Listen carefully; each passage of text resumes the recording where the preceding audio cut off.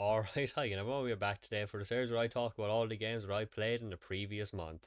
The month for this video is July of 2023, and there's, like all the months recently, there's a lot to get through, so let's just get right into it. I'll quickly point out, as I mentioned in the last one, I was playing this game called Pool Blitz. It's just a fun kind of game where you play a pool, upgrade your stuff, and repeat, that kind of thing. Bit of a loot boxing. It's a free game on PlayStation 5. I finished it, I got the Platinum Trophy in about 100 hours, which weren't just put in because I was trying to get something. I genuinely loved it enough to put in 100 hours into a fucking pool game. I've never put anything close to that. I don't think in my life up until now I've put that much time into pool, snooker games, and real life stuff combined. It's been one of my favourite games I've played in a long time. So if you enjoy pool at all, have a PS5. It's free. I definitely recommend. Admittedly, I didn't play much. I just had like two or three, like one go of an arcade mode in a fighting game called Melty Blood Type Lumina. It's one of those three button fighter games. I'm not good at them. I don't think I'll touch the online if there even is one. I played like a half an hour of it, but I think I'm gonna go back to it. It's one of those like anime style three button shooters. You've probably seen about 50 of them. I play them for a while. I'm terrible at them, but they're fun to mess around with. Like I said, I probably won't play it online because the last time I played a fighting game online, it wasn't Tekken or something like Mortal Kombat. I ended up with a broken PS3 controller. It was a long time ago. But yeah, it's fun. I think it's free on PlayStation Plus. That's why I got it. So why not? I'm still playing through Final Fantasy 16. I don't know what I said about it last time, but it's still good. It's still really good. But the gameplay has not even gotten worse. It's just the enemy progression doesn't really match. Most of the regular encounters have gotten kind of formulaic and too easy. The boss fights are still phenomenal, the hunts are still great, if I even mentioned them last time, but still hate the quick time event. Still have a few problems. I'm actually putting out a review for it, should be up in the next few days, but because I just had to talk about it, but yeah.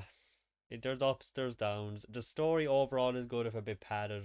If it wasn't for that, I do think it has some phenomenal moments. One of the greatest boss fights I've ever experienced was in the game too.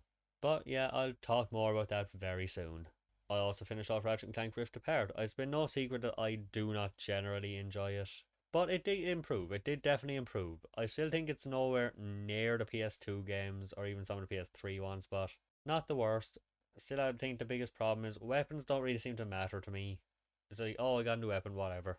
And nobody ever shuts the fuck up. No surprise that that's going to be one of my problems. It usually is in modern games, but there was even one I can't. The one moment I just can't get over in terms of that was when I went like 10 steps without somebody saying a word, and then one of the characters said, "Oh, you've been quiet. Is something wrong?" Because that's what I think that sums up the game perfectly with that complaint. You can't walk 10 fucking steps or somebody like you're without making noise, without saying something, without somebody being concerned. But not the worst. Emperor Nefarious was a pretty cool villain. Even if I'm kind of sick of Doctor Nefarious, that was a nice little shift up. He was much better. And I probably won't touch another Ratchet and Clank in the future unless it's free or very cheap. I just can't bring myself to care that much anymore. I'm more likely to go back to the old ones than the new ones at this point. Of course, on the channel, I am playing through Resident Evil 3 at the moment. I'm having a ton of fun with it. There's some of the bosses can be a bit frustrating, but overall, absolute blast to return to. It was one of my favorites when I was younger. Holds up very well. Always a joy to go back to, even though it is genuinely, it really is terrifying. I didn't actually find 2 that scary. I might have mentioned this last time, but I could be misremembering. I don't remember having much scares in my head with the second one. I probably was scary, but not to the level of 1 or 3. Then after finishing the running gunning Lilo and Stitch game on the Game Boy Advance, I have moved on to Lilo and Stitch on the PS1. I've only done one episode so far, but it shocked me with how much I enjoyed it. Similar to the Game Boy Advance game, actually. Only in terms of how much it surprised me. Not they're not similar at all. One is a side-scrolling shooter. One is a Crash Bandicoot clone. That's not fair. It has a very lot of similarities. Like it even has a spin dash that looks directly taken from it. Yeah, I don't have much to say because I only like one go of it. It's just surprisingly chill, fun, and the collectibles. Just collecting 100 of whatever you have to collect.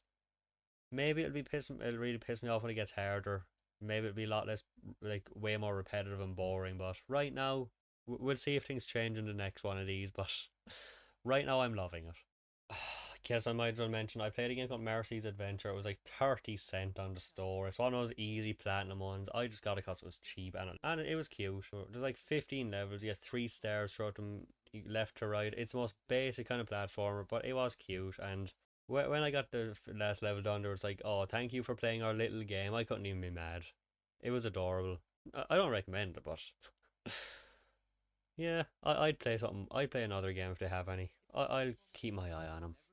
After catching up, after almost being caught up in My Hero Academia, I decided to. I think I was on sale, so I got the My Hero the game tie-in, My Hero One's Justice. It's very similar to kind of Naruto Ultimate Ninja Storm games. Yeah, it's like a 3D beat 'em up style one-on-one kind of thing with team attacks. If you played the Naruto Ultimate Ninja Storm games, you get the idea very very well. Realistically, it's average. It's fine, but because I like the anime, it gets a few extra points for me, and I'm having fun with it. It's fun to mix around with the characters, but I don't think it's quite in level to the Ultimate Ninja Storm games because they had the kind of campaign, they had all that stuff, they had a fun open world to explore to look around in. But I'm enjoying it. I've only played about an hour or two so far, but I did have like 7 or 8 free battles just for fun, so that says something. And I'm kind of gone back to Race the Sun a bit as well. I finally beat the level 4 in Apocalypse, which is one of the trophies. I've been playing that game on and off since it came out in 2015. I'm one thing away from being done. Now, I should clarify, I wasn't playing consistently since then. I download it every once in a while. There's no platinum trophy, but going for if you want to go for the trophies in this game to get 100%, it is one of the most intense, difficult games out there. It's very simplistic in what you have to do and even the goals, but it is addicting. I do genuinely love it. I don't know how many hours I've put into it. I'm going to see if I can check. But I do think it's an underrated little gem of a PS4 game, especially if you got it free on PlayStation Plus back when it came out. I also downloaded another cheap game called Maze. You go through 25 mazes, you do a couple of other things. So it's clearly one of those easy platinum kind of games, but I just saw something called Maze. It was cheap. I like mazes, okay? And how many PS4 games you had to play with mazes? It wasn't good, and I genuinely think in the third world they gave up and started like basically what you do is collect 10 coins in a maze, and at the last levels there was like here's one, here's one, here's one, here's one, here's four next to each other. It wasn't a high effort game in the first place. How the fuck do you stop caring? It was fine. It was actually it was a pretty chill little cheap game. I like mazes. Moving on. And then in terms of stuff I've been streaming on Twitch, I finished the story Kingdom Hearts 1 just a few last week, I think it was, or the week before. I can't remember. Now I'm just doing some kind of post game stuff bit by bit. I'm not as focused on getting through it. I'm just going to do it once or twice a week. I did a few of the tournaments. I'm going on to this. I'm kind of leveling up a bit off screen as well just to have it be ready. I'm going to do as much as I can on screen, even like the Dalmatians and the Trinities and all that stuff. But I also ran through the game myself just to beat the game in 15 hours or less and to do it without the equipment changing and without dying because I'm trying to get the platinum trophy again. So I'm going to be going through that, doing the secret bosses, getting all the stuff, all the journal entries, and the gummy ship missions. Which I think I would nearly prefer trying to go through the game on level 1. And I've never tried that in my life. I don't think I could do it. But those gummy ship missions are painful. I'm not looking forward to it. I'm not sure if I mentioned it last time, but I've been playing through Pikmin 3 because I got it from my brother, and I have been waiting so long to play it.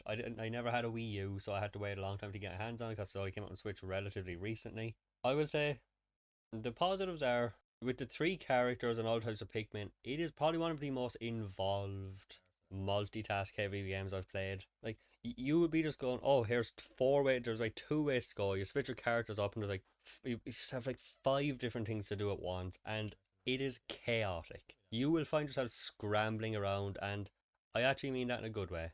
It's hard to keep up. It's a fucking mess sometimes, but I've never felt so just in that kind of way, just drawn into something. I'd say the negatives are things like the whistle. I really don't like how it works. It's way too big. It seems to not work sometimes, and the story, the objective is probably the most boring and least compelling one yet. You're getting fruit for your home planet. A lot of the fruit are the same. Like 4 of this type, 3 of this type. So in 1 and 2, I was always excited to see what I would get next. Even playing through Pikmin 1 for like the 10th time, like I'm still more interested in what's next in terms of the ship parts. In the second one, it's always fun to see what household object you're gonna find. 3, you're just finding fruit. If you've seen a fruit, you've seen a Pikmin fruit. They're good looking fruit. They model them so fucking good. It does make you want to eat them. But yeah, it definitely held up very well. I think it's a fantastic game. Have a few problems, but overall, absolutely amazing. I hope if the fourth one is half as good, it'll be a great game. That's how high my praise is for any Pikmin game so far. I also just recently finished Siberia on stream. It's a point and click kind of adventure game from the like early 2000s, 1999, I think it was. It surprised me how well it held up. Some of the puzzles are very confusing. Sometimes the camera angles, like you will have to go to the left, and you will have no indication you can even go that way, like behind the stairs. Some things are very, very confusing and cryptic, but fuck, it actually held up better than I expected. I played the second one, like I have played the second one, and I don't remember why I stopped really quick, but I'm looking forward to going back to that here too. But it does kind of push me to go through it when I do it on and not to go away from it when I started here. So it'll be when I stream it or anything. So it'll be really cool to go back to that too, and hopefully more in the future. And lastly, I'm also currently playing through Heavy Rain. I just started up again. I did one go of like 2 months ago, but now I'm starting again. This time I'm going to go through consistently. Last time I played was before I had a schedule or any kind of thing where I played the same game. So yeah, I'll be actually playing through that again. I haven't played that since 2018, I think it was. It's good to go back to. I fucking love this game. Not for everyone. Heavy Rain is one of the most fascinating games I've ever played. I think it was like one of my top 10 PS3 games by far. Always a pleasure to go back to after like probably about 20 playthroughs at this point, considering going for like I got the Platinum Trophy on PS3, and this is at least my third or fourth on PS4. Anyway, that is everything I've played this month. Like I said, there's quite a bit there. Anyway, as always, let me know what you've played this month. Let me know what new stuff you've played. Let me know what you've gone back to. Thank you so much for watching, and I'll see you for the next one. See you then. Jason! Jason! Jason! Jason! Jason!